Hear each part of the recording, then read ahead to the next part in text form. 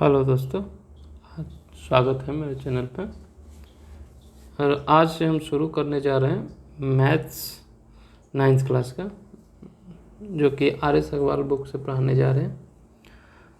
और कोशिश करेंगे कि हर क्वेश्चन तो नहीं बताएं, लेकिन इतना बता दें कि मेरे कंसेप्ट से आप हर क्वेश्चन को बना सकें। और उसके लिए हम आज जो सबसे पहला जो शुरू करने जा रहे हैं, इसमें जो पहले चैप्टर को हम सेकंड चैप्टर में काउंट किए हुए हैं। कोशिश करेंगे कि इसको और आसान से आसान तरीके से समझा सके, जो आपके लिए हेल्पफुल हो। और ये चैप्टर का नाम रहेगा पॉलिनोमियल। इसमें कुछ आपको हिंट दिया जा रहा है। करना क्या है कि जैसे हम कुछ बात को बता देते हैं और पूरे जो सेंटेंस है उसको लिखेंगे नहीं। कारण ये है कि लिखा हुआ आपको बुक में मिल जाएगा, इसलिए आप बुक ले लेंगे। हो सकता है कि ये बुक आपके पास ना अवेलेबल हो, तो किसी भी बुक से आप डेफिनेशन देख सकते हैं, उसके लिए कोई प्रॉब्लम नहीं है। डेफिनेशन हम आपको बता देंगे, उसका कुछ हिंट तौर से लिखवा देंगे, और ये आपको हेल्पफुल होगा क्वेश्चन बनाने में। ठीक है, तो हम जो शुरू करने जा रहे हैं इस चैप्टर पॉलिनोमियल का जो भी कंसेप्चुअल पार्ट्स है और इसके लिए जो भी थ्योरम पार्ट्स है, तो कंसेप्चुअल जो पार्ट्स है वे हम क्वेश्चन अनुसार, और जो भी प्रूफ का ज़रूरत जहाँ पड़ेगा प्रूफ करने का, उसको हम प्रूफ भी करेंगे।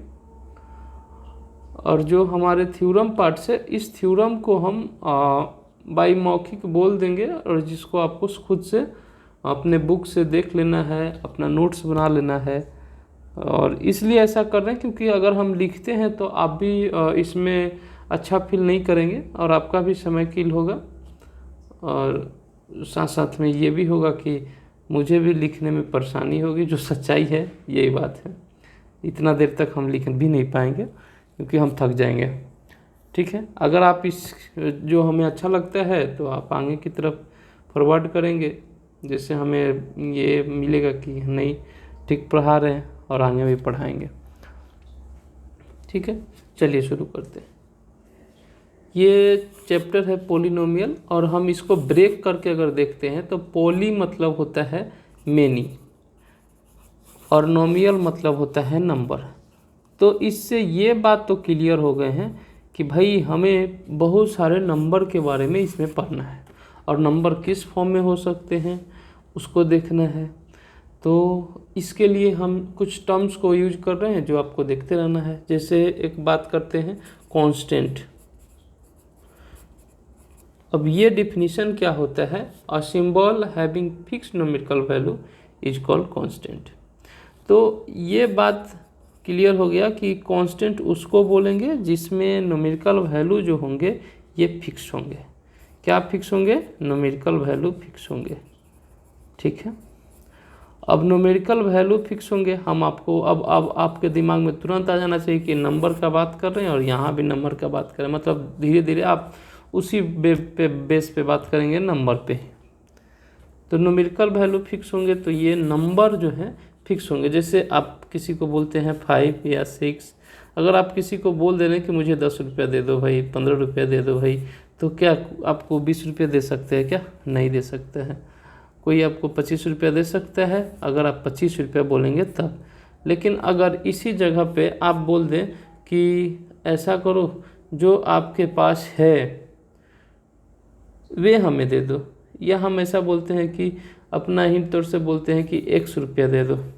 और मान लेते हैं कि आपके पास 2 दोस्त हैं। एक दोस्त बोलता है कि अगर हम 100 रुपया बोलेंगे तो तुम समझ जाना कि हमें 10 रुपया देना है।